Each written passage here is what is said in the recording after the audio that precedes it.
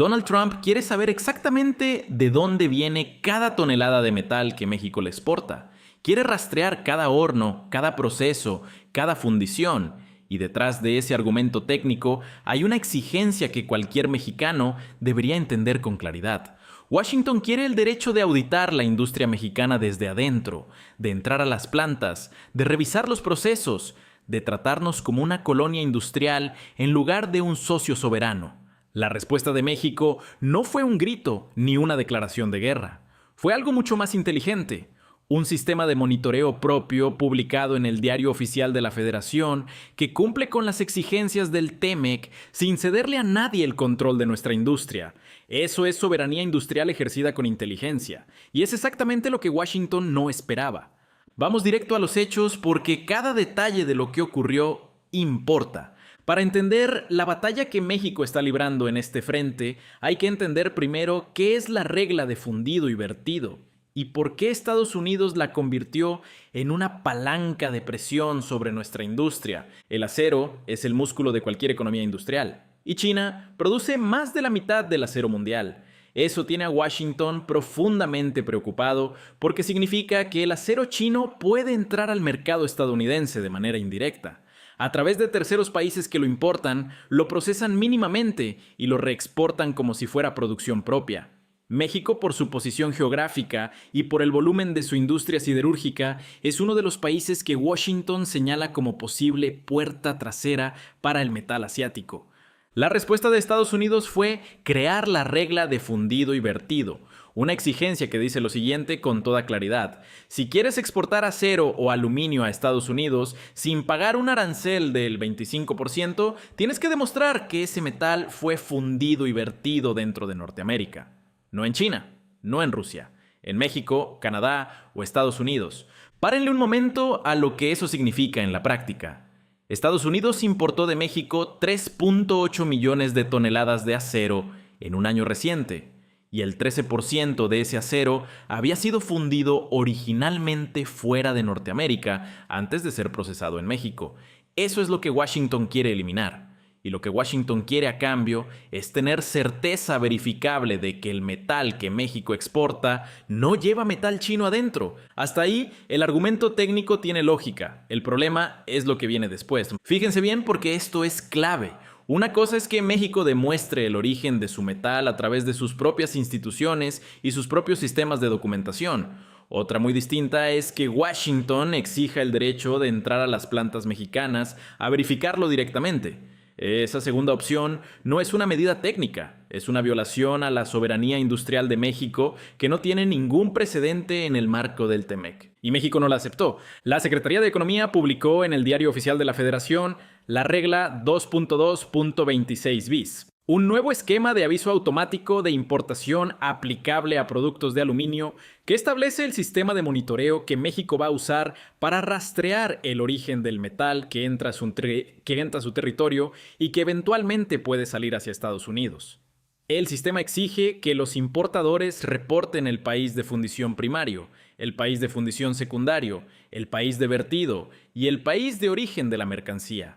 Toda esa información queda registrada en la ventanilla digital mexicana de comercio exterior bajo control de las propias autoridades mexicanas. ¿Y saben qué es lo más interesante de todo esto? México no le está diciendo no a la transparencia, le está diciendo no a que sea Washington quien la controle. La diferencia entre esas dos cosas es exactamente la diferencia entre un socio soberano y una colonia industrial. Un socio soberano implementa sus propios sistemas de control, comparte la información que sus tratados comerciales establecen y mantiene la autoridad sobre sus propias plantas y sus propios procesos. Una colonia abre sus puertas a inspectores extranjeros y deja que sean ellos quienes decidan qué cumple y qué no cumple. México eligió el primer camino y lo hizo con una publicación en el Diario Oficial de la Federación, no con un discurso, con una norma legal vinculante. Ojo con esto porque es el corazón de todo el análisis. Para entender la dimensión de lo que está en juego, hay que hablar de números concretos. La industria del acero y el aluminio en México no es un sector menor. Es parte de la columna vertebral de la manufactura más integrada del mundo. Un solo componente automotriz puede cruzar la frontera entre México y Estados Unidos hasta 8 veces durante su fabricación. Sale de México, entra a Estados Unidos para un proceso, regresa a México para otro, vuelve a cruzar al norte para el siguiente, 8 veces. Ese es el nivel de integración real entre las dos economías. En ese contexto, un arancel del 25% sobre el acero no es solo un impuesto a un metal, es un golpe a toda la cadena de suministro de la industria manufacturera más importante del continente. Cada vez que ese componente cruza la frontera, paga el arancel. Y si cruza 8 veces el costo de producción, no sube linealmente. Se dispara exponencialmente hasta niveles que hacen inviables productos que hoy compiten exitosamente en el mercado mundial. Eso no beneficia a Estados Unidos, eso beneficia a China. Porque mientras Norteamérica se enfrenta a sí misma debatiendo de dónde viene el metal de sus propias plantas, los productores asiáticos están observando cómo la cadena de suministro más integrada del mundo se debilita desde adentro. Cada disputa comercial entre México y Estados Unidos es una oportunidad para que China entre a llenar el vacío. Y aquí viene lo que nadie está conectando con suficiente claridad. Esta disputa sobre el acero y el aluminio no ocurre en el vacío. Ocurre al mismo tiempo que Washington presiona sobre el litio mexicano en el TEMEC, al mismo tiempo que el secretario Mullin reconoce la cooperación de México, pero advierte que conoce a los líderes de plaza de todos los cárteles. Al mismo tiempo que el embajador Johnson intenta opinar sobre la política interna mexicana y recibe una respuesta que ya recorre el continente. Hay un patrón en todo esto que merece nombrarse con claridad. Washington está probando en múltiples frentes simultáneos hasta dónde puede llegar con México.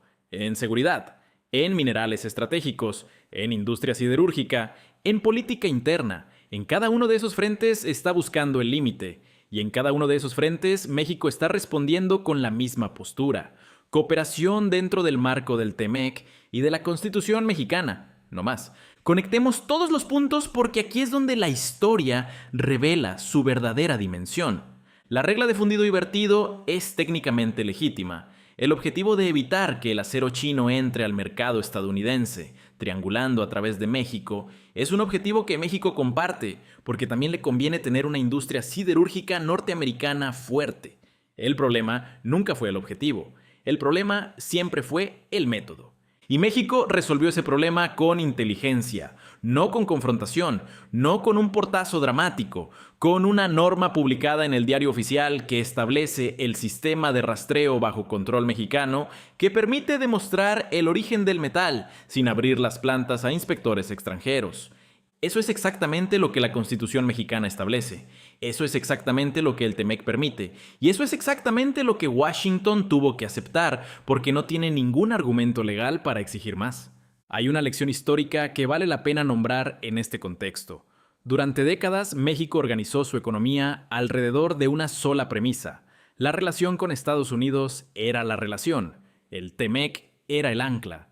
Y esa dependencia le daba a Washington una palanca de presión enorme sobre cada decisión mexicana. Lo que está cambiando en este sexenio es que México está aprendiendo a ejercer su soberanía dentro del marco de esa relación en lugar de subordinarse a ella. No está rompiendo con Washington, está negociando con Washington como un igual. Y esa diferencia se nota en cada frente, en el litio, en la seguridad, en el acero, en la política interna. La presidenta Claudia Sheinbaum lo sintetizó con una frase que aplica perfectamente a este caso también. Cooperación sin subordinación. Eso no es retórica. Es una norma publicada en el Diario Oficial de la Federación el 2 de abril de 2026. Y que sigue ahora. La renegociación del TEMEC que está en marcha va a poner a prueba esta postura en múltiples frentes simultáneos. El acero y el aluminio son uno de ellos. El litio es otro. Las reglas de contenido regional en la industria automotriz son otro más. En cada uno de esos frentes, México va a llegar con la misma postura que demostró con la regla 2.2.26 bis. Cumplir con los compromisos del tratado, mantener el control sobre sus propios procesos y no ceder un centímetro de soberanía industrial que el tratado no exija ceder. Washington puede presionar. Puede amenazar con aranceles, puede poner más exigencias sobre la mesa, pero no puede ignorar que México es su principal socio comercial. que la integración entre las dos economías es tan profunda que un componente automotriz cruza la frontera 8 veces antes de terminar en un vehículo, y que cualquier daño que Washington le cause a esa cadena de suministro se lo causa también a su propia industria manufacturera. Eso es lo que tiene a China abriendo champaña cada vez que México y Estados Unidos se pelean. Y eso es exactamente lo que la postura mexicana de cooperación sin subordinación está tratando de evitar. No por hacerle un favor a Washington, sino porque a México también le conviene tener una Norteamérica industrialmente fuerte. Díganos en los comentarios su opinión. ¿Cree que México está manejando correctamente la presión de Washington sobre su industria siderúrgica o cree que debería adoptar una postura más confrontacional? No hay respuesta fácil. Escríbala abajo, los leemos a todos.